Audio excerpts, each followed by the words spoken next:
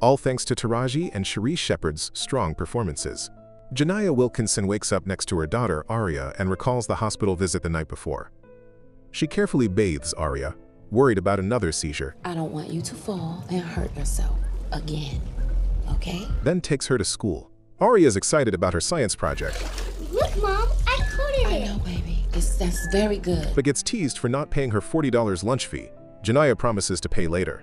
Even while struggling, Janiyah gives spare change to a neighbor, annoying her shady landlord who threatens eviction if rent isn't paid by 10 a.m. Oh, so you can give him money, but you can't pay me my rent. I'm getting real tired of your shit. I done already filed the eviction. After dropping Aria off, she heads to her job at a chaotic grocery store, dealing with rude customers and her toxic boss, Richard. A friend offers help, but Janiyah declines. Then the school calls, concerned about Aria's bruises and unpaid lunches. Janiyah explains her daughter is sick and promises to handle it. She begs Richard for her paycheck and a short break. There's always something with you, some bullshit. Come on, Richard, please. It's just me and my daughter. I don't have anybody else. He gives her 30 minutes, but no money. Also, why does Richard look like Uncle Ruckus on Ozempic? She goes to the bank, but can't withdraw her $47 without closing the account. Nicole, the bank manager, makes her wait.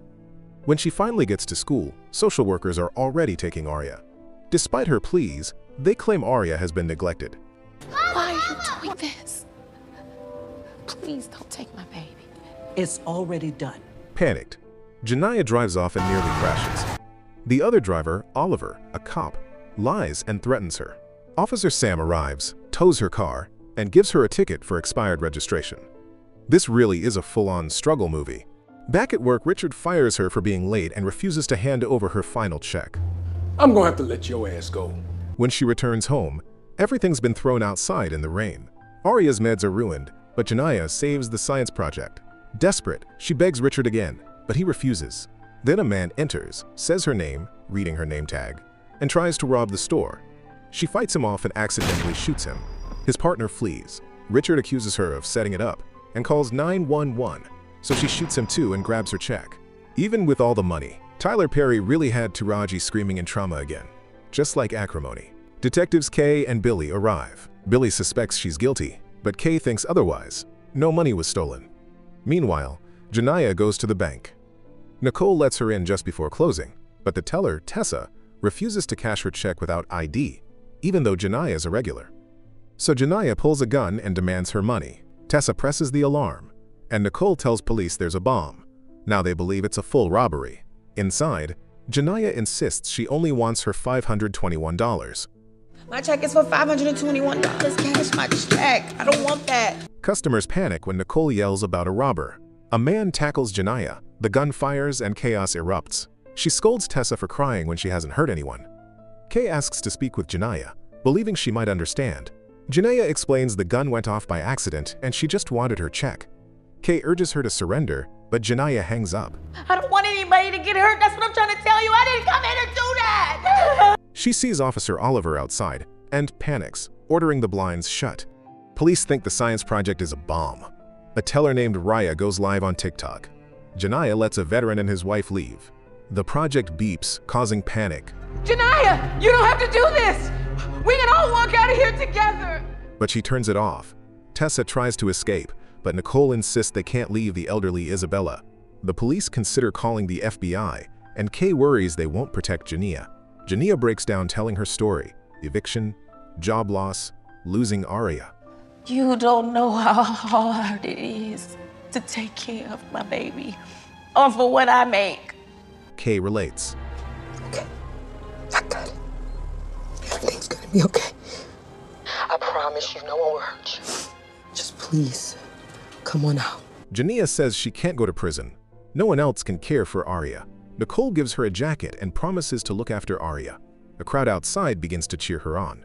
The FBI arrives and Agent Bryce takes over.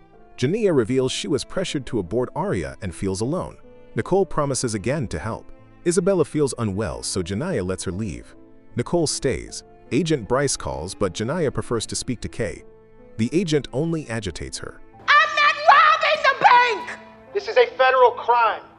It's been going on long enough. We need you to come out of the bank. She says she won't leave unless the cop who threatened her is gone. I'm not going nowhere until I know that officer is gone. I'm not going over this with you again. The science project starts beeping again.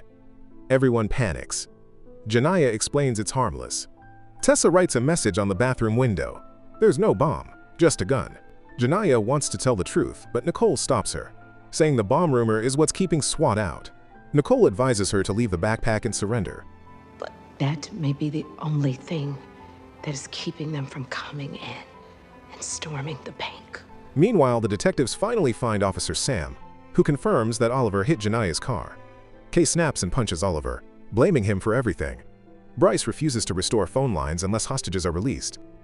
So Kay goes to the bank and shows Janiyah Oliver's photo. After confirming, she lets the two tellers leave. But Nicole decides to stay behind and stand by her. Then Janiyah receives a call from her mother.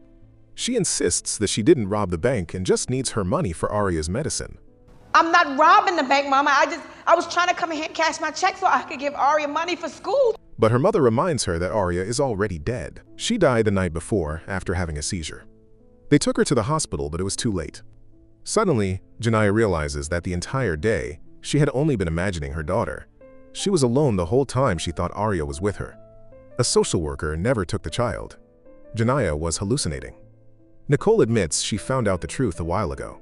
Then Agent Bryce gives the signal to storm the bank. Janiyah imagines being shot to death, but Nicole takes her hand and assures her they'll make it out alive.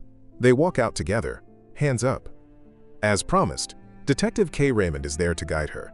As she handcuffs Janiyah, she says it's nice to finally meet her. As Janiyah gets in the car, the people outside cheer for her, showing their support, and that's how the movie ends.